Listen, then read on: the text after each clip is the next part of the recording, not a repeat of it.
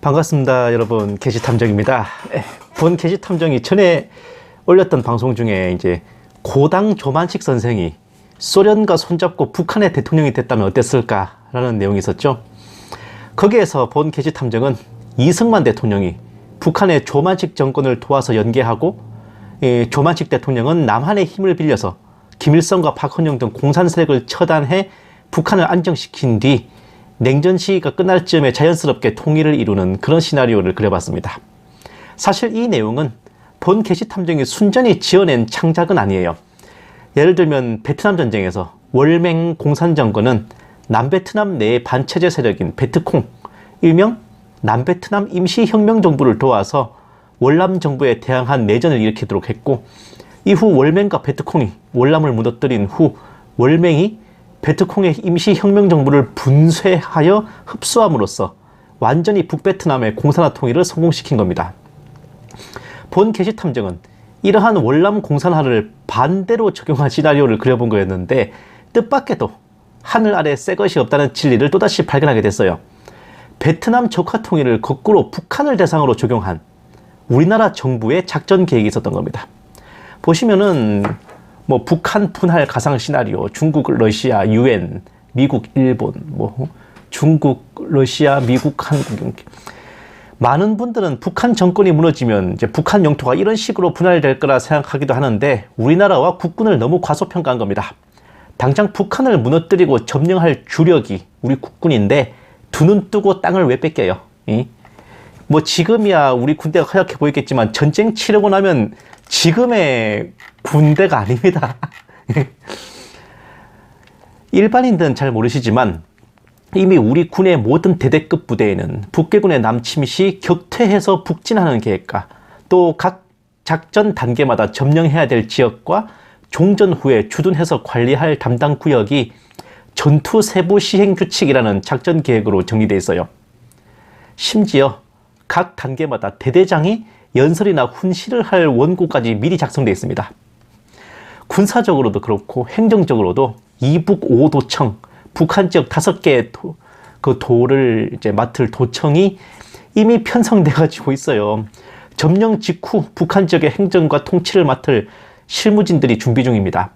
그리고 종전 후에 안정화 사단이라는 이름으로 북한에 주둔해서 군정을 실시할 부대들도 지정돼 있으니 상상 이상으로 우리 정부와 군부의 통일 준비는 잘 갖춰진 편입니다. 다시 처음으로 돌아가서 월남 적화 통일을 그대로 북한에 적용한 듯한 통일 시나리오는 2012년에 처음으로 공개된 내용인데, 북한의 정치적 격변 사항에 대한 정부 각 부처의 대처 계획을 담은 문건입니다. 3단계로 구성되어 있고, 첫째는 북한 내 급변 사태 발생, 둘째는 위기 관리 및 통일 추진 단계, 셋째는 실질적 국가 통합인데, 국정원에서는 북한 인민들이 핵심 계층, 동요 계층, 적대 계층 이렇게 3계층과 세부 51개 부류로 신분제가 나뉘어져 있으며, 이 중에 핵심 계층 12개 부류가 주요 저항 세력이 될 것으로 보고 있습니다. 북한 내 그러니까 반김정일 개혁 세력이 등장해서, 그러니까 이거는 아직 김정일 죽기 전이에요. 그래서 이 계획상에서는 김정일입니다. 등장해가지고 핵심 계층들이 저항하거나 해외 도피를 할 경우 국정원은 그들의 망명정부 수립 여건을 분쇄하고 54억 달러 상당의 북한 지도부 비자금의 해외 계좌를 해당 국가은행의 협조를 얻어 동결해버리고, 북한 내 재산의 반출도 차단하고, 동시에 김정일 세력과 해외 친북 세력을 이간질하는 공작 및 해외로 도주한 자들도 국내로 압송해서 처단하는 그런 계획을 만들었던 거죠. 이를 위해 북한 내 반김 개혁 세력에 정보 주고 자금도 주고 장비도 제공해가지고 그들을 통해 통일 저항 세력을 체포, 수감, 격리하도록 지원하며, 그 결과로 북한 정권이 붕괴될 경우 곧바로 조만식 선생의 호를 딴 고당 작전이 시행됩니다. 국정원은 북한 지역을 평정할 합동대책반을 열어서 요원을 파견해요. 그러니까 북한 내에 이제 국정원 특무 내선과 탈북자 및 북한 내 협조자들을 적극 활용해가지고 노동당, 북한 정부와 북괴군의 핵심 통일 저항 세력들을 분류하고 선정하는데, 당연히 체포, 격리, 수감 등 제거가 병행됩니다.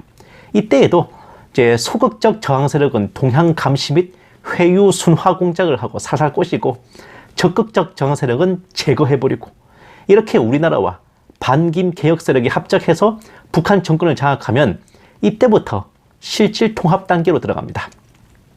첫째로 정부 대책반이 중앙당을 접수하고 당 자산의 국유화, 노동신문 등 그 기관지를 폐간하고 그렇게 이제 노동당 불법화 및 당 해산 작업에 착수하고 국가안전보위부와 그러니까 노동당 대남 공작 문건들은 국정원이 전부 접수해서 이제 관리에 들어가요.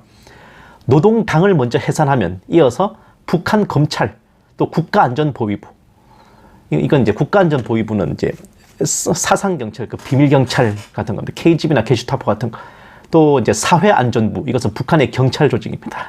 그리고 인민군에 대한 해산령이 떨어지죠. 검찰, 경찰, 비밀경찰, 정보기관, 이제 마지막으로 군대까지 순서대로 다 해산하는 겁니다. 이 과정에서 경찰청은 사회안전부를 비롯해서 북한의 예비군 조직인 노동적위대, 붉은 청년 근위대의 무기를 회수하는 작업에 들어가요. 무기고 담당자 전원을 대면 접촉해서 무기 현황을 파악하고 무기고를 봉인과 동시에 그 보관된 무기 전체를 즉시 차량에 실어서 바로 그냥 우리나라 영내로 반출하는 과정을 거칩니다. 이 과정에서 무기를 은닉한 자는 엄벌에 처하고 그러니까 북한 경찰관, 즉 그 안전원들 중에 적극 협조하는 자들은 한국 경찰에 특차하는 등 당근과 채찍이 동시에 주어지죠. 이렇게 북한 전역에 무장 조직을 해산하고 무장 해제가 이루어지면 정부는 공산잔재청산 특별조치법을 제정하고 실무를 맡을 잔재청산대책위원회를 구성해서 잔존 공산 세력을 척결합니다. 말 그대로 적폐청산, 대상은 북한을 대상으로 청산 대상자들을 1등급에서 6등급으로 구분해서 3급까지는 그냥 법대로 처단하고 4급부터는 귀순 전향 공작이 시행됩니다. 이 정도까지 오면 사실상 북한은 끝난 거예요. 최종적으로 북한은 대한민국 정부의 영토로 접수되고 한반도 통일은 완성되는 겁니다. 과거 중국 공산화 때 중공은 국민당 및 국민당 특무 조직 내에 이제 내선을 구축하고 특히 생포하거나 항복한 국민당 특무들에게 입공속죄, 공을 세워 죄를 씻어라 이걸 요구해가지고 국민당 잔재 소탕에 제대로 활용했거든요. 아마 고당 작전 과정에서도 북한 내 투항자, 귀순자들이 지들 처벌받는 거 면하고 또 이제 신정부에 재등용 되기 위해서 자기들이 더 미쳐 날뛰면서 구공산 세력을 소탕하지 않을까 싶기도 합니다. 이 반김정일 개혁 세력들은 그 남한의 힘을 빌려서 북한 정권을 축출하고 지들이 집권할 걸 꿈꿨겠지만 찍소리 못 내고 모조리 우리 정부에 흡수되는 결말뿐입니다. 살려두겠어요, 걔네들도? 마치 월남 패망 후 적화 통일 과정을 벤치마킹한 듯한 이 기가 막힌 고당 작전은 김대중 정부의 국정원에서 작성한 북한 접수 계획이었습니다. 보세요. DJ 시절 작성한 북한 급변 사태 국정원 매뉴얼, 깜짝 놀랄 만한 내용들. 국정원 평정 요구는 적극 저항 세력을 제거하고 경찰청은 북한 무기 회수에 최선을 다해야 된다. 햇볕 정책을 추진한 김대중 정부 시절에 마련한 통일 대비 문건. 정말 상상하기 힘들지만 그 DJ 김대중 정부의 통일 계획이었습니다. 이렇기 때문에 김대중 전 대통령에 대한 생각이 참 복잡할 수밖에 없잖아요. 흔한 보수파들은 간첩이니 빨갱이니 종북이니 하지만 이 김대중에 대한 평가가 그렇게 쉬운 문제가 아닙니다. 보세요. 김대중, 미군 만행의 비호자, 조장자. 불행의 화근 미군의 영구 주둔 애걸하는 김대중 친미 4대 정권 단호히 박살내자. 통일 후에도 나가지 말아주세요. 아니, 심지어는 그 김정일하고 그 남북 정상회담 하면서도 주한미군이 있어야 된다 막 그랬잖아요. 이게. 자, 또 보세요. 김대중은 4.19를 모독하고 있다. 공작 정치의 명수 김대중. 또 보세요. 김대중 이모 저모 민족의 수치이며 불행인 국민의 정부 단호히 배격하자. 국제법도 안중에 없는 무례한 인도주의 짓밟는 불안당, 남북 화해 가로막는 대결광, 자가당착에 빠진 정신병자. 누구? 김대중. 옆에는 아예 그냥 김대중 정권 척결하자. 김대중 정권이 있는 한 자주 민주 통일 생존권 없다. 전 국민이 하나 되어 반역 정권 척결 투쟁에 총매진합시다. 평화의 교란자, 4대 매국 역적, 파쇼 독재자, 경제 파탄의 원흉, 민생고의 주범, 남북 화해의 파괴자, 부정부패의 왕초, 정치협잡군 김대중. 김대중 타도를 외치는 종북 좌빨들의 삐라와 또 선동문. 그림체를 보시면 이거 그냥 북한에서 만들어서 보여준 것 같아요. 자, 또 보세요. 조국 법무부 장관 후보자가 참여했던 남한사회주의 과학원 기관지에 김대중 전 대통령을 민중 배신으로 평가했다. 표지에는 민중 배신으로 점철된 김대중의 정치 편력. 오우. 자, 다음. 민중의 눈으로 본 김대중의 편력은 왜 역사의 걸림돌로 전락하고 있는지 통렬히 폭로해준다. 이 대표적인 종북 좌빨 단체인 남한사회주의 과학원의 김대중에 대한 평가도 민중의 배신자, 역사의 걸림돌입니다. 자, 또 보세요. 북한 보도 지침 28,500쪽 전문 분석.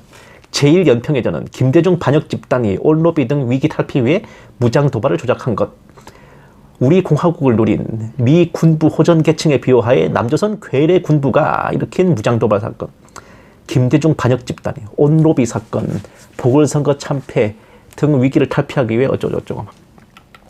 2011년에 공개된 북한의 언론 보도 지침에서도 김대중 정부를 향해 김대중 반역 집단, 미 군부 호전 계층의 비호를 받은 남조선 괴뢰라고 지칭하고 있죠. 자, 또 보세요. 역대 괴뢰 대통령 김대중. 김대중은 15대 괴뢰 대통령으로서 북한이 기억하는 김대중은 괴뢰 대통령 중 한 명일 뿐입니다. IMF 와중에도 군비 증강에 투자를 하고 앞에서는 햇볕 정책을 추진하면서 뒤에서는 북한 접수 계획을 작성했던 이 김대중 정부의 정체는 참 묘해요. 어쩌면 햇볕 정책도 DJ 나름대로 북한에 대한 화전 양면 전술이었던 걸까요? 과연 김대중 대통령은 우리가 아는 것처럼 그런 사람이었을까? 참 많은 생각이 들게 합니다. 감사합니다. 게시탐정이었습니다.